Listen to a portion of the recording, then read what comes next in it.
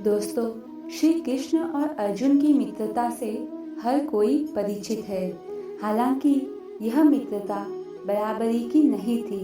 अर्जुन सदैव ही श्री कृष्ण को अपना स्वामी, भगवान और पथ प्रदर्शक मानते थे और उनसे जीवन के हर अवसर पर मार्गदर्शन देना नहीं भूलते थे।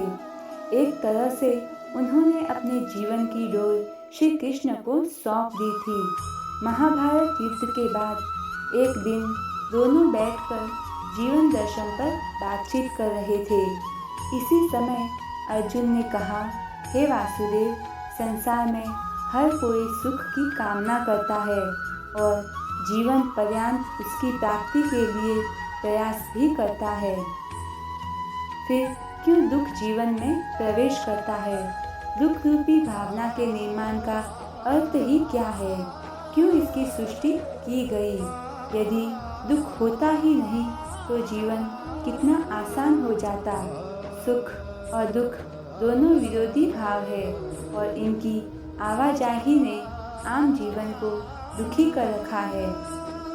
अर्जुन की यह बात सुनकर श्री कृष्ण ने कहा, हे पार्थ, सबसे पहली और आवश्यक बात यह जान लो कि सुख और दुख एक दूसरे के विरोधी नहीं बल्कि पूरक है।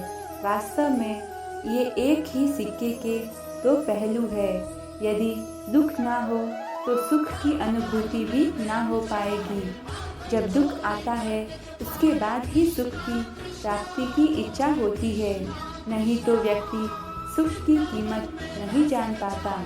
यह बात सुनकर अर्जुन ने कहा, हे कृष्ण, तब एक ऐसा वाक्य कहिए जिसे दुख में पड़ा जाए तो मन सुख पाए और सुख में पड़े तो मन नियंत्रित हो जाए, अर्थात वह बात सुख और दुख में समान रूप से प्रभावी हो।